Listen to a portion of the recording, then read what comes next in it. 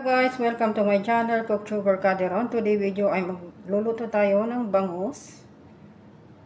Magluluto tayo ng bangus na kakaibang luto. So ito siya guys, magigisa tayo ng sibuyas at may bawang luya at ayan ang mga spices niya, paprika, garlic powder at saka yung black pepper. At lalagyan natin ng Baguio beans. At may kamatis. At yung isda guys ay pinarito na yan. Ready to fry na siya. Tapos maglalagay tayo ng gata ng niyog.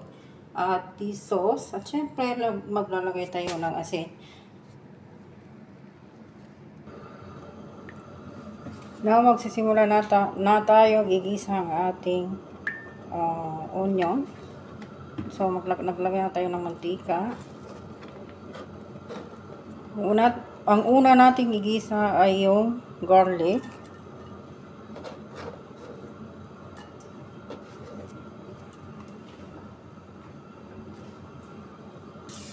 Ayan mga guys, yung ating bawang. Susunod na natin yung ating onion.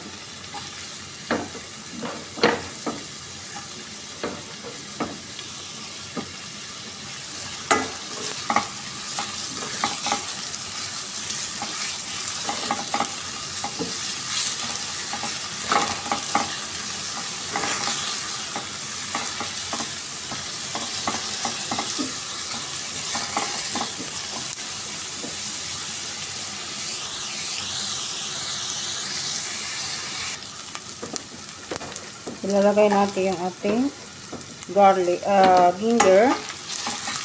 So, haluin natin ito guys hanggat sa maging light brown ang ating sibuyas.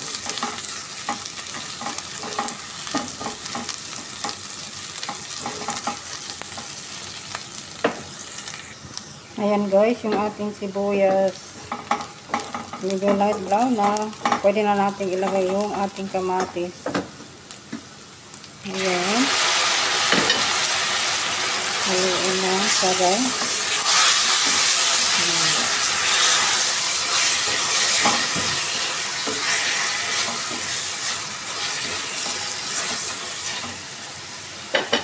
Ilagay natin yung mga spices. Ay yung paprika, bay leaves, garlic powder at saka black pepper.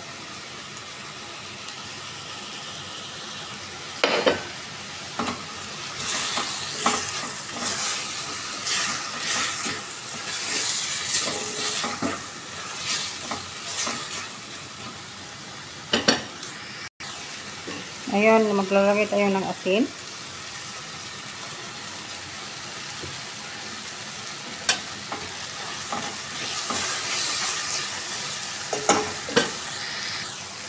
Maglalagay tayo ng cooking cream.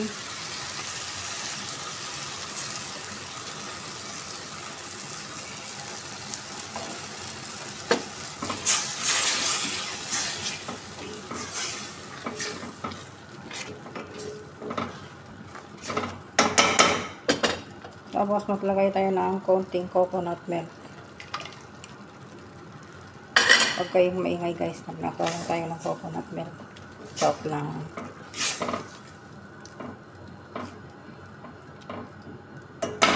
So yan, hayaan natin pakuluin niya. Maglagay tayo ng fish sauce. Ay, bakit yun?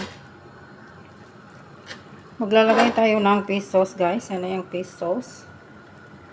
Ayan, maglalagay tayo ng konti.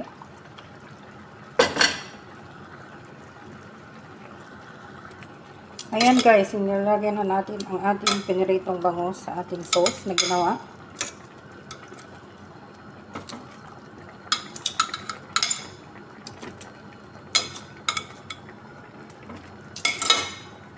Haluin natin siya guys.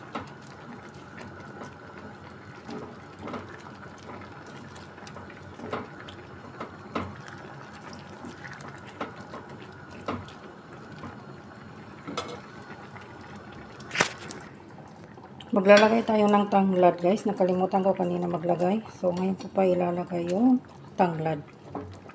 So madali lang ito lutuin kasi luto na yung isda eh. Naprito na yung isda at saka yung gulay. I-steam ko na yan. Ihalo ko lang dito.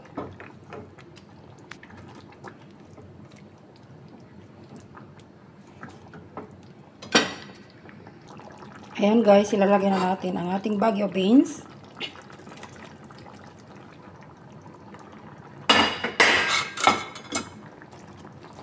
Tapos haluin natin siya.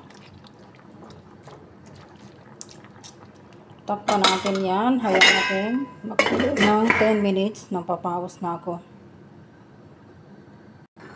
Okay, ulam. Mapa-only rice tayo dito. So, lalagyan natin ang konting sili. Ng sili para may konting hanghang. Kasi masarap pag may sili siya. Medyo mahanghang. Nagbibigay siya ng konting sarap sa pagkain yung sili. Mapapagana ka kumain pag may sili.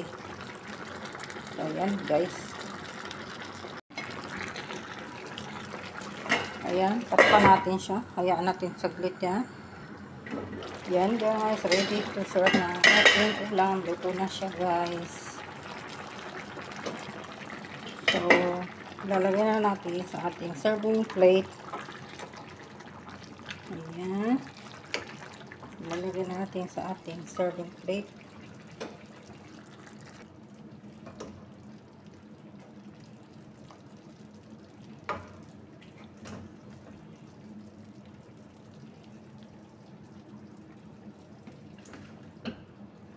Sigurado mapa-only naman tayo nito.